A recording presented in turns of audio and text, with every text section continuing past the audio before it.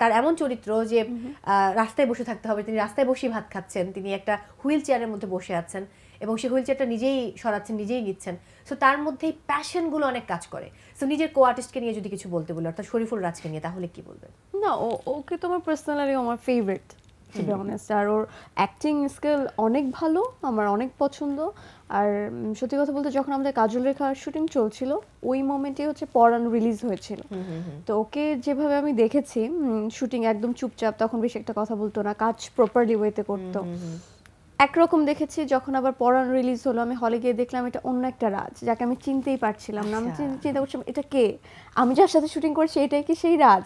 মানে তুমি চিন্তা করো আকাশ পাতাল তফাৎ। মানে ওর অ্যাক্টিং স্কিল এত ভালো, ভার্সেটাইল অ্যাক্টর পুরা, তো দুর্দান্ত আসলে। মানে এবং তার সব ধরনের চরিত্র, অলমোস্ট অনেক টাইপের চরিত্র আমরা দেখে ফেলেছি। একদমই, এটা বলতেই হবে। বাট আমি যদি এবার রাজ ভাইয়ের কাছে যাই, মানে মন্দিরার সাথে প্রথম কাজ, এবং মন্দিরের এটা প্রথম কাজ।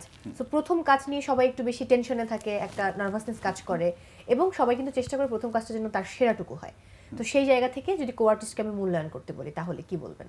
আমার মনে হয় যে আমরা যে কাজটা করতে গেছিলাম এটা হচ্ছে আসলে খুব গুরুত্বপূর্ণ একটা কাজ ছিল। যেহেতু সেলিম ভাইয়ের একটা ড্রিম একটা প্রজেক্ট, যেটা মনপুরের আগের থেকে উনি প্ল্যান করছিলেন।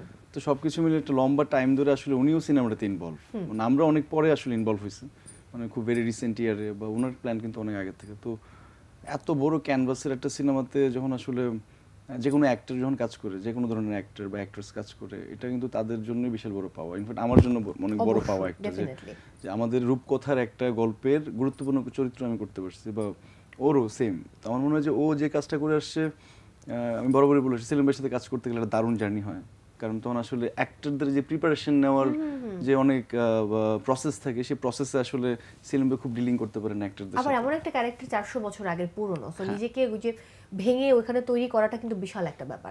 আমাদের একবার সেলিম ভাই আমাদেরকে চরে নিয়ে গেছে একদিন, চরে শুটিং। চরে শুটিং এর পরে, মানে ওর শটটা ছিল আগে, আমার শট পরে। হ্যাঁ, তো ও চরের মধ্যে ডুবে গেছে অনেক, ও মাই গড, মানে চোরাবালির মধ্যে। হ্যাঁ, তো আমরা তো ক্যামেরা নিয়ে, তো আমরা ছিলাম বোটে, তো ওর যেহেতু শট চলছিল, ওকে চরে একা ছেড়ে দেওয়া হয়েছে। ও আল্লাহ। সো শট দিচ্ছে, ক্যামেরা ওকে ফলো করতেছে, খসরু ভাই ছিল ক্যামেরাতে।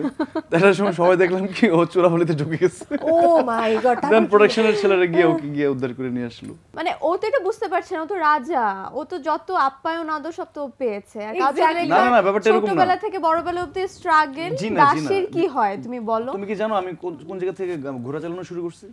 আমি জানি, বাংলাদেশে আমি ঘোড়া চালাইছি।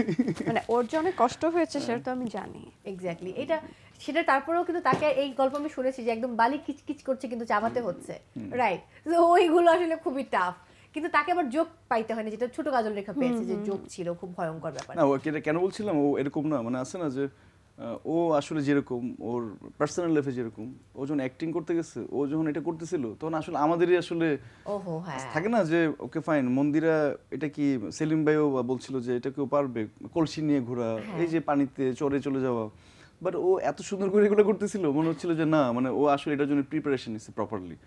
এটা খুব, এটা তো খুব স্বাভাবিক, নাচের মেয়ে, কারণ সে তো আসলে সব এক্সপ্রেশন গুলো খুব ভালো করে জানে।